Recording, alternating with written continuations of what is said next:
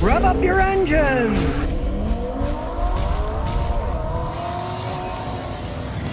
Well, there's a thing called pump switch going on at gas stations. Don't fall for it. What happens is people that pretend that they're friendly, oh ma'am, I'll pump your gas for you, blah, blah, blah. And they're really aggressive. They won't take no for an answer, right? Stay away from these people, because if you put your credit card in, right, and they're pumping your gas, what they do is they pump your gas, then, hey, thanks, ma'am. And they hold on to the gas pump and they do not turn it off. They stand there kind of sneakily, maybe hide it behind their back, and when you drive away, they start pumping gas to other people, and they tell the people, look, I'll put in $30 of gas, you only got to pay me 10 or 20, right? Been happening a lot in Pennsylvania, it turns out. It's called pump switching. They just stand there when you're gone, they don't turn it off, and then they just keep pumping. It'll keep pumping until you turn it off, right? Be wary of someone helping you out pumping your gas. It's just another scam. Just like the people that'll say, lady, you got a flat tire, after they punched a hole in the tire or let the air out, right? Don't let people get near your car. Say, please go away. And if they're too aggressive, get on the phone, dial 911 and say, I'm being harassed by a guy at a gas pump. And they will run away then, because everybody knows they're doing some scam at the gas station. And if that does happen, go to the gas pump. Guy that takes the money at the gas pump inside or whatever one you're on and say, you got this guy scamming people. Get them away from your station, because they're cheating people. Don't think these people are helping you out. They're out there to scam you. Well, Volkswagen is stopping their EV production at a plant in Germany that produces their ID.3 cars. One, what a stupid name, ID.3. Couldn't they think of a name?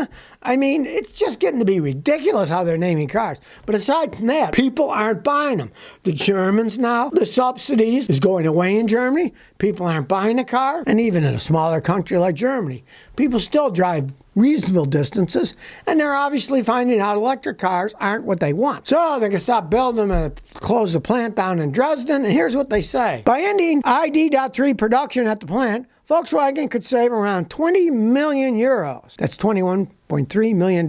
You could save a whole bunch of money. Don't build anything. You won't make any profit because you're not selling anything to anybody, right? No, if we stop making these electric cars, there, look at the money we're going to save, right? That just shows you. They don't even fly in Europe.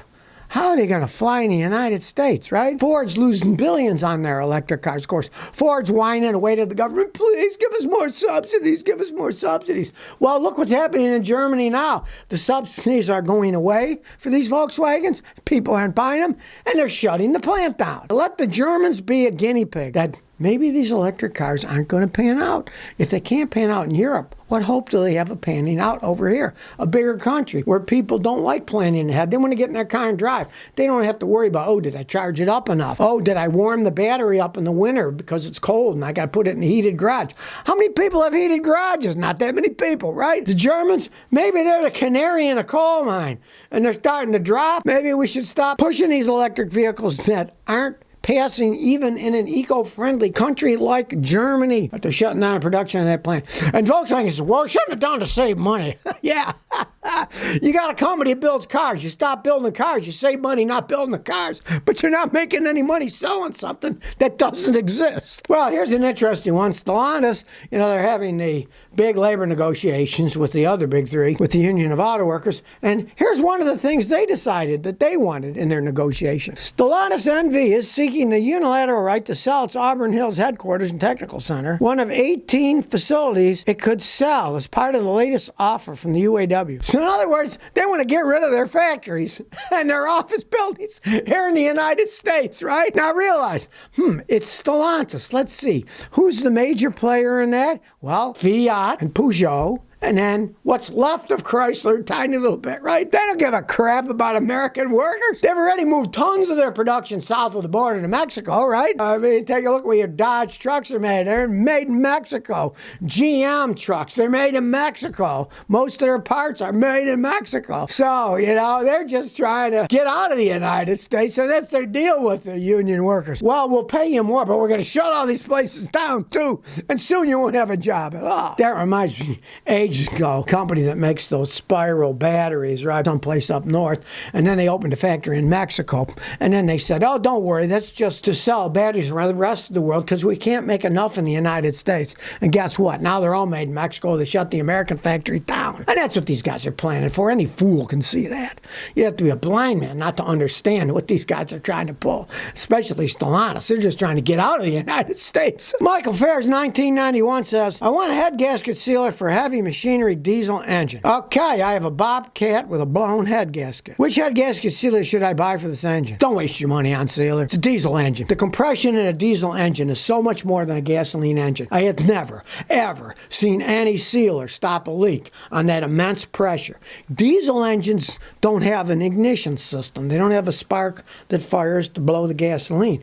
They go by diesel compression. There's so much compression in the engine that when it squashes it, it ignites from the pressure and then poof, puts out the power, right? There's so much more pressure. No head gasket sealer is going to fix it, baby. Don't even waste your time. You'd be just pissing in the wind attempting to seal a diesel engine with any kind of little bitty sealer. It won't work. I can guarantee you. I have never, ever seen a sealer seal a diesel engine. There's just too much pressure inside them. You're going to have to take the head off and put a head gasket in. And it's an expensive endeavor, but at least it's a Bobcat. It's a little bitty diesel engine. It's not like some big, 18-wheeler diesel. It's a small diesel. If you're willing to get down and dirty, it can be taken apart and put back together again. Just realize if you have a guy who's a mechanic who works on diesel engines all the time and does it, he's going to charge you a fortune. Diesel mechanics are super expensive. That's just the nature of the game. 70boy7 says, my air-cooled Volkswagen is backfiring, has a rough idle. I got a 72 Volkswagen thing. I need help figuring out where to start. Backfiring and rough. I've only worked on Jeeps. Help. First thing, it's an old vehicle, right? And it has a carburetor on it. Rebuild the carburetor. Those were simple one-barrel carburetors. You can generally find import auto stores that for $100 you get a brand new carburetor because they still use them in Brazil. And they still build the carburetors in Brazil and you get a brand new one for $100-something bucks. Just buy another carburetor and put it on. That may fix your entire problem. Now if it doesn't, you could have an engine problem and you'd want to take the spark plugs out, do a compression test, and if you found out it had bad valves, the compression's going to be low on whatever cylinder had the bad valves. You can always test that. It's easy to test. But from my experience, hey, it's an old Volkswagen, old as the hills. 52-year-old car, come on now, put a carburetor on it first. That makes the most sense. Kelly Guy says, do I have bad spark coils? I have a 2017 Jetta, 67,000 miles. I have gotten 1 3/4 cylinder coil misfires. Check engine light comes on. Before I spend the money to replace them, is it possible to test them? Volkswagen makes the crappiest ignition coils in the world. They go bad all the time. I can guarantee you. You want to replace all 4 and don't use the Volkswagen coils. They're garbage. Go aftermarket. There are other companies that make them a higher quality than what Volkswagen has made. Normally, I say the other way, buy the original equipment ones, but in the case of these Volkswagens, no, they're crap. Get an aftermarket one. Go to a store and say, what are the best aftermarket ones you have? Don't say the cheapest. Say the best aftermarket ones and replace all 4. It's a notorious problem on the Volkswagens because they just make their ignition coils like crap. They break all the time. Get them aftermarket and do replace all 4. Don't even think about not. You want them all to match. And like I said, go aftermarket. Those things, what? They only lasted 67,000 miles. I got Toyotas that are 20 years old.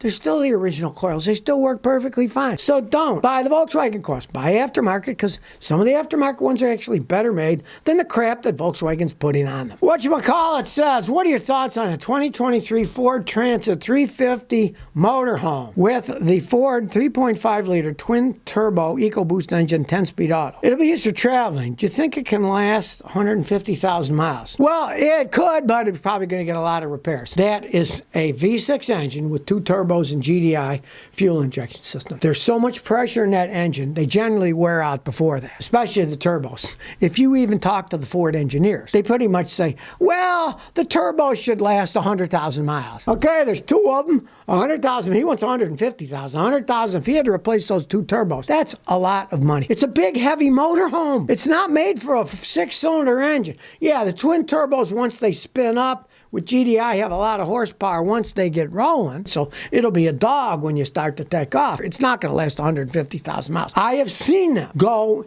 in just a plain Ford Explorer that somebody doesn't tow, doesn't carry heavy weights, and they maintain them and they don't drive over 70 miles an hour. I've seen with 150 and they're still going okay, right? Just be thankful that it was your friend that bought the motorhome and not you, because I doubt if it's going to make it to 150,000 miles. So if you never want to miss another one of my new car repair videos, remember to ring that bell.